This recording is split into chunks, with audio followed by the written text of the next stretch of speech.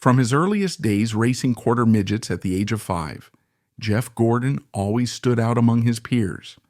Whether he was ducking age restrictions, pushing his cars to the very limit, or facing the glare of public scrutiny, Gordon's road to greatness was anything but smooth. He broke record after record, fought back against critics, and overcame seemingly impossible obstacles, both on and off the track.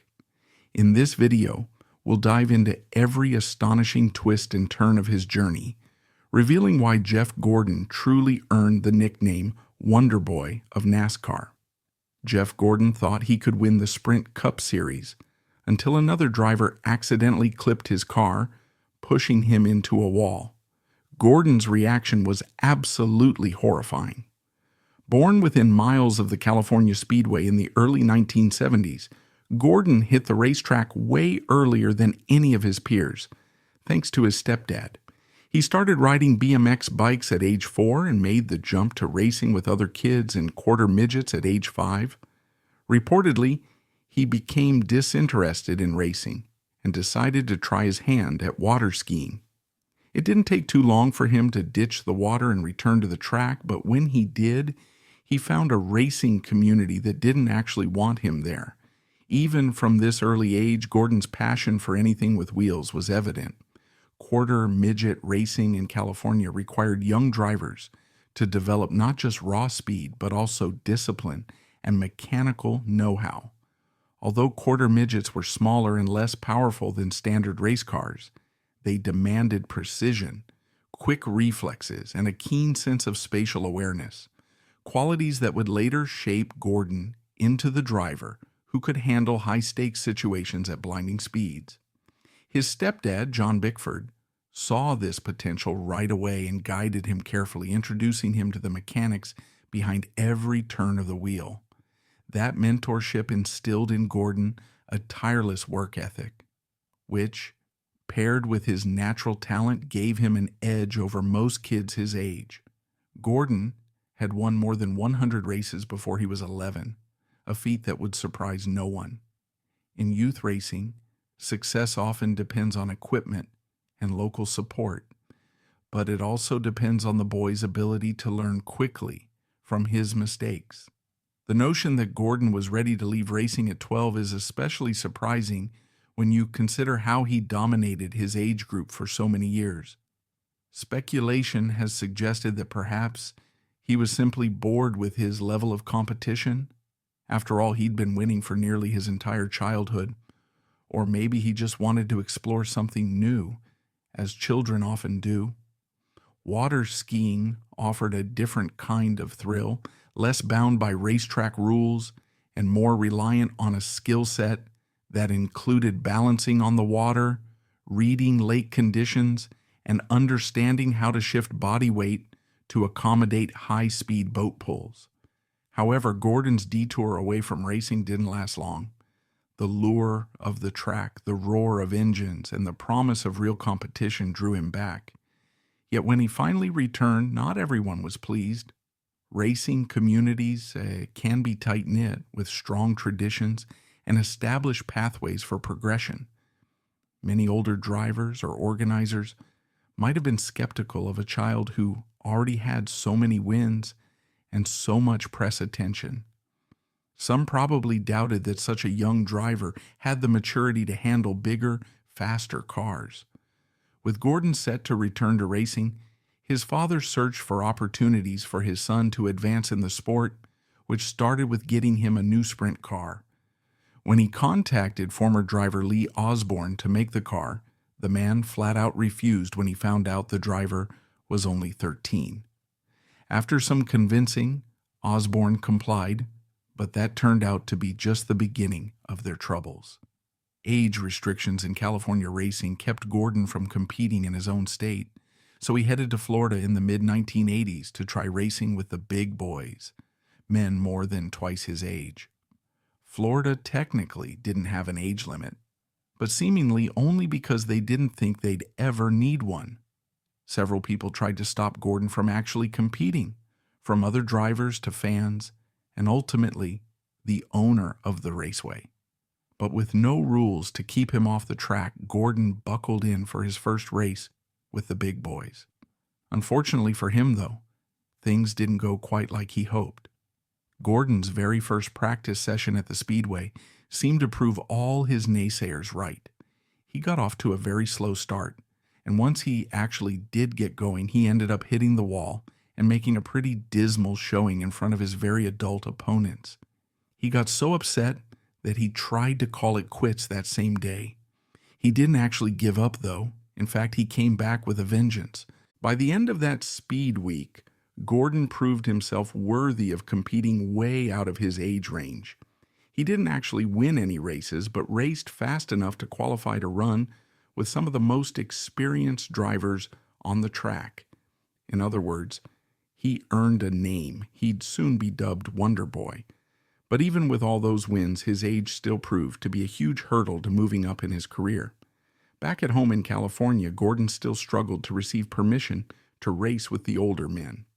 All things considered, the races posed serious danger for grown men, and even more so for a young boy. But still, both Gordon and his stepdad pressed for more opportunities, and eventually they made a decision most parents would never even consider.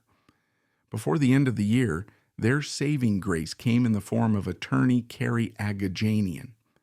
He worked with Gordon's parents to get their son a partial emancipation.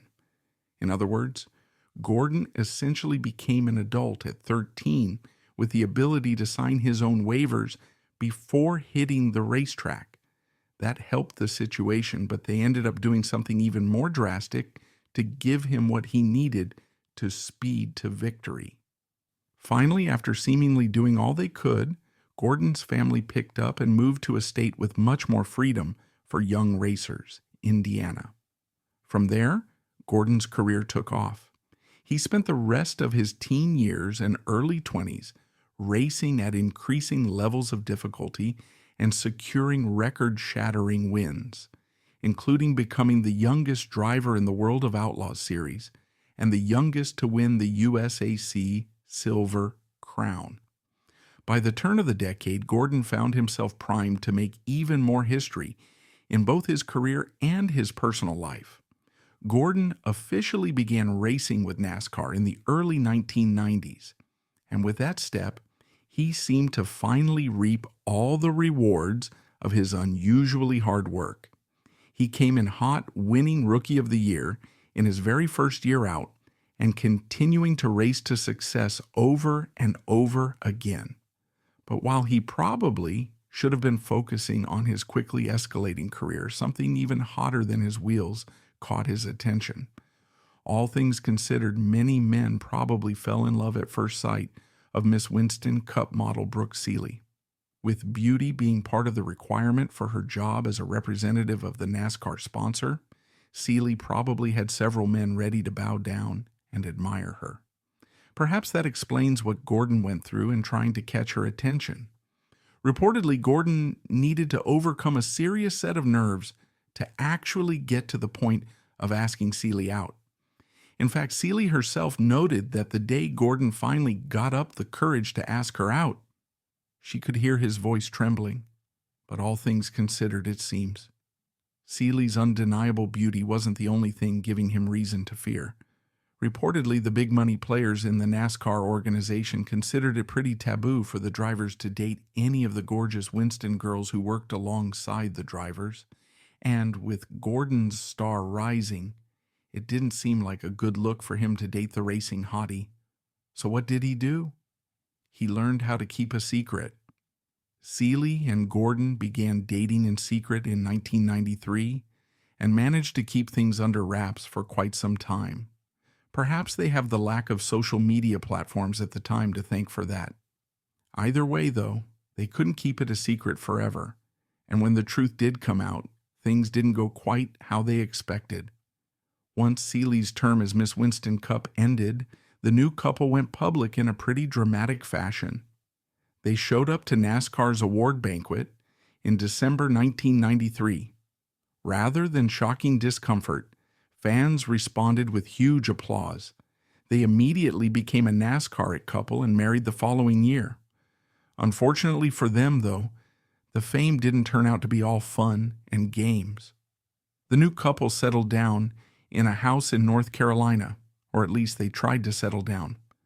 By then, Gordon's fan base had become so obsessed with him that they consistently tried to get to him at his own home. Eventually, things got so bad that they moved to a more private home in Florida. But it turned out to be only the beginning of the troubles that came with the newfound fame. Even though he seemingly proved himself in his first years with NASCAR, some naysayers still considered him too young to compete with the big boys. Now in his early 20s, Gordon still maintained quite an age gap with other drivers at his level, and judging by the way he handled his race cars in those years, he seemed to prove them right. All wins aside, Gordon still struggled with the tendency to push his cars too much, seemingly going too fast too soon. This resulted in multiple crashes in those years. Another driver even noted that he hit everything but the pace car. Still, Gordon held his own, ultimately making a place for other young drivers to join the ranks. And when he really found his groove, he became unstoppable for several years. It seemed Gordon just couldn't lose. He didn't win every single race he competed in, but his times consistently put him in top rankings. He wrapped the decade with several Winston championships, including ones in 1995, 97, and 98. To top it all off, Gordon's reputation got the good old conservative boost early in his career.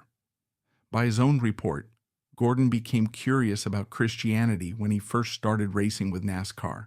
Several other drivers attended church weekly, and he started to join them. He eventually professed to be a Christian and even taped Bible verses to his race cars. The very traditional 1990s America probably ate that right up. During this streak, Gordon spearheaded what some called the youth invasion of NASCAR, inspiring other young talents to pursue stock car racing at a higher level. The mid-1990s were a transitional period where sponsors started flocking to drivers who could speak well on camera and appeal to national audiences, not just regional fan bases. Gordon's polished demeanor, articulate interviews, and well-maintained public image gave him a leg up when it came to landing lucrative sponsorship deals. It wasn't just about driving anymore. It was about branding and marketability. Still, no driver is perfect, and Gordon's tendency to drive aggressively often led to spats with other drivers. His skill behind the wheel wasn't in question, but older veterans sometimes bristled at his seemingly fearless approach. They perceived it as arrogance or recklessness, but it was arguably a combination of youthful confidence and raw talent. Crews began to recognize that if Gordon was in the hunt late in a race, they had to be on high alert. He might attempt to pass in places on the track where traditional wisdom said stay safe. Notably, Gordon's connection to Christianity in the 1990s fit right into the broader conservative, family-friendly image NASCAR cultivated at the time.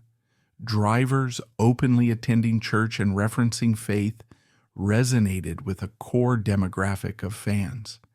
Taping Bible verses to his car provided an extra sense of purpose and calm in a sport defined by constant risk. Whether or not one believes it boosted his performance, it certainly didn't hurt his standing in the eyes of many viewers looking for a hero who was not only fast but morally grounded. But don't think he got away with his innocent image forever. One of Gordon's most memorable racing controversies came about during the 1998 season. He didn't get off to the best start in the New Hampshire CMT 300, spending more than half the race around the middle of the competitors. When he stopped at the pit to get his car refreshed, he made an intriguing choice. Rather than getting all 4 of his tires replaced like several of the other leading drivers did, Gordon only replaced 2. With that unusual choice, he somehow managed to beat the competition with less than a third of the race to go, finishing in first place. Another well-known racer, Mark Martin, finished second. When he did, his team owner blew the alarm on Gordon, essentially calling him a cheater. He went straight to the NASCAR organization, insisting that Gordon and his team use some type of prohibited tire softener, causing him to win the race. As you can imagine, Gordon and his team didn't take that accusation lightly. The issue continued to escalate as the rumor circulated among drivers and fans. For the most part, Gordon himself managed to stay out of the fray, but the spotlight stayed on him as his team owner publicly criticized the opposition. In the end, NASCAR seized Gordon's tires to make an official assessment and came up empty. Gordon kept his win, but something else soon arose to tarnish his good guy image. The news came as a shock in March 2002. Gordon's wife sued him for divorce.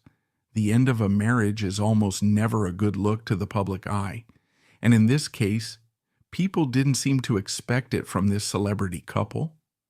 But things took a turn for the worse once Seeley went public with the real reason she wanted to get away from her husband. Seeley alleged that Gordon cheated on her during the marriage, in part with another model and Playboy cover girl, Deanna Merriman. That probably doesn't come as a surprise to you. Rich men with rich men's access have a history of getting around. But Gordon's fans turned on him, especially when news of his mistress got out. Although Seeley's next move made them rethink everything, the public got suspicious about Seeley's motives when they heard about everything she wanted in the divorce. Her demands included the couple's house and 2 cars, as well as half of the millions of dollars Gordon made in his career. She didn't stop there either. Seeley really wanted to squeeze her failed marriage dry. She also wanted alimony and access to an airplane and their boats. But of course, Gordon didn't let that go so easily. Gordon and his representation countersued, insisting that regardless of the laws of the land, his soon-to-be ex-wife didn't deserve to get half of the money he earned throughout his long, risky career. Seeley responded by insisting that NASCAR is a relatively safe occupation. I can't say the stats necessarily agree with that statement. In the end, she walked away a winner. After a little over a year of the lengthy, gossip-inducing divorce proceedings, Seeley walked away with a cool $15.3 million. Losing his nearly decade-long marriage likely weighed on Gordon the way the end of most relationships do, but as a celebrity, he lost even more than his life partner and his money. The very public divorce and scandalous cause of it officially changed the public's perception of Gordon as one of the good ones, so to speak. Even worse than that, he lost at least one major sponsorship deal because they didn't want him to represent them anymore. And how did Gordon take it, you ask? Maybe not how you might expect. Perhaps Gordon's speed on the racetrack translated to his personal life, considering how quickly he moved on from his marriage. The very year the courts finalized his divorce, the public spotted him with another model and at church, chilling on a beach in the Caribbean. He escalated the situation even further with his next move. Quite literally, just a short while after being spotted with his new boo, Gordon reportedly moved into her New York home and began living with her. For all practical purposes, he seemed to be doing just fine. Better than fine, even. But maybe the divorce actually did affect him more than he let on, considering some major missteps that came in his career shortly after. Things seemed to be going well for Gordon at the start of his early 2000s racing seasons. He won several big wins across the globe, managing to hold his spot as a top driver. But in 2004, things changed. A new playoff system knocked Gordon from the top spot and landed him in third, despite the fact that he'd have earned a championship by the previous standards. The following season turned out to be even more bleak. Gordon continued to struggle as he went into 2005 and 2006. It seemed a season of domination went the way of his marriage, down to ruin. He stayed in the game, though, despite hitting a career low in 2005, and while he managed To achieve some major success in 2007, he didn't come anywhere near his first year with NASCAR. Earlier in the 2000s, reporters asked Gordon if he was interested in a career on screen. This seemed feasible considering his popularity at the time and the way many celebrities try to amp up their fame by increasing their visibility. But Gordon answered with a resounding, heck no. Yet just a few years later, he completely changed his tune. It's not clear what made him change his mind, but while he struggled to keep up his reputation as an all-time champion in the world of NASCAR, he made several film appearances. This included cameos in the 2003 film Looney Tunes, Back in Action, and the 2004 film Taxi. But when he did have to make a choice between stardom in Hollywood and his racing, he fell back on Old Faithful. In 2006, the opportunity to play a role in the comedy film Talladega Nights. The Ballad of Ricky Bobby came around. The film centers around a pretty hokey but wildly successful race car driver who had it all, until a new, faster driver shows up to threaten his reign. Gordon initially expressed interest in the fun story, but this time he just couldn't have things his way. Gordon ended up turning down the opportunity in order to preserve his relationship with his sponsors. Perhaps they felt he'd done enough to tarnish his image and didn't want him to associate with the film's rocky humor. Either way, he seemed to move on from any serious interest in film. By the 2000s, Gordon strayed away from the religious beliefs he seemed to hold so dearly at the start of his career. In fact, he told reporters he had a difficult time focusing on a particular faith now, considering the tricky way the Christian church seems to handle divorce and remarriage. Perhaps that had a lot more to do with something else he got up to around the same time.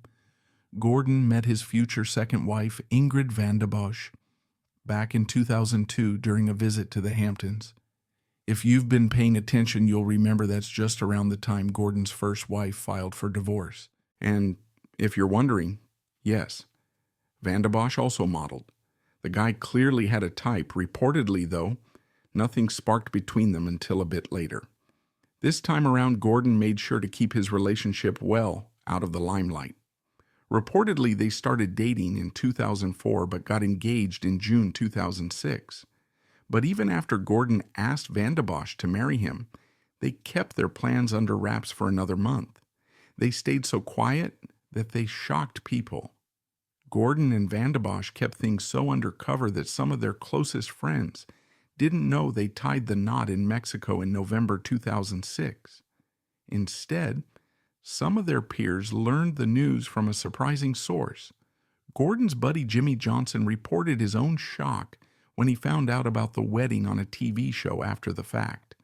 Perhaps Gordon finally learned his lesson about life in the limelight, and just in time too, because with trouble on the horizon, he needed a strong foundation to stand on. Gordon continued to blunder his way through his late 2000 seasons. In fact, between 2008 and 2010, Gordon reportedly only secured one win at the Samsung 500. But don't get things twisted. He didn't rack up the wins the way he did the decade before, yet he still bested a large majority of racers competing at the time. And when it came to what really mattered, he won big time. Even with his misses, Gordon still managed to beat out every other NASCAR driver when it came to his overall career earnings. In 2009, he officially set a new earnings record as the first NASCAR driver to make more than $100 million in wins.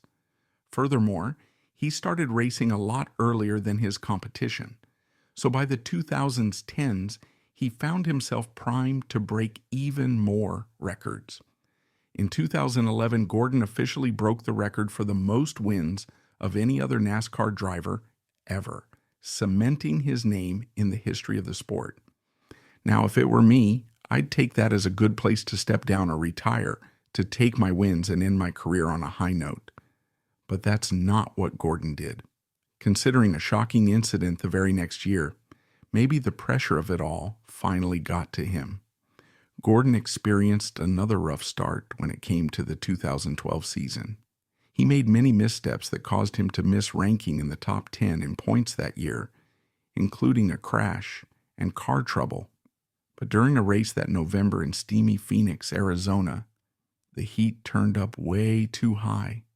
At the very beginning of the race, Gordon got off to an excellent start, but during those early laps, one of his hottest competitors, Clint Bowyer, brushed his car and caused him to hit the wall. Bowyer's interference delayed Gordon, causing him to fall back a bit.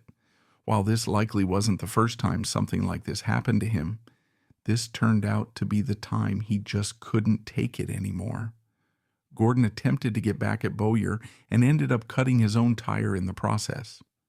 Protocol mandates drivers to return to the pit to fix their tire during the race if that happens. But Gordon seemed to only care about getting back at his competition. The referees waved a black flag, signaling Gordon to stand down and exit the race. He did quite the opposite. Gordon went after Bowyer, wrecking his car on purpose.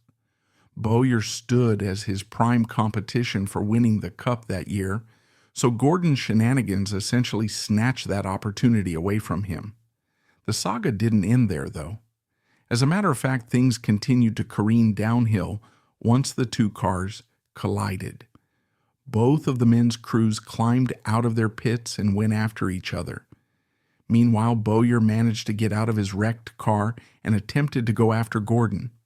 Luckily for both, I presume, officials had already caught up with Gordon and restrained him, keeping things from getting even messier. In the end, though, he somehow still came out on top. Ultimately, officials dealt Gordon a fine for his behavior, a whopping $100,000.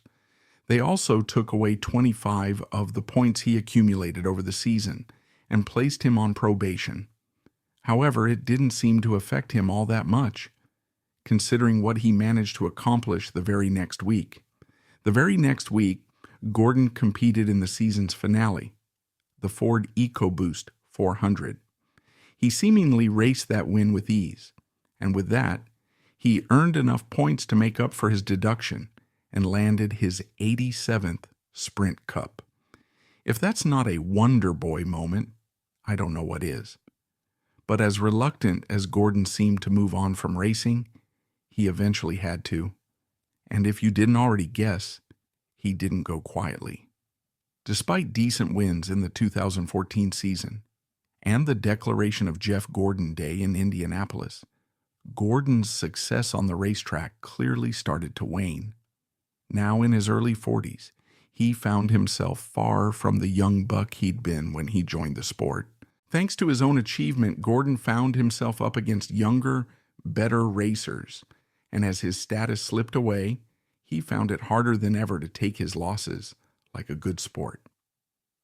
During a 2014 season race in Texas, Gordon's temper flared up again in a shocking way. This time things got messy as he raced to a leading finish with another driver. Just before the finish, another driver, Brad Keselowski, cut between him and the other person competing for first. Gordon's tire got caught and he spun out of control, ending up in 29th place.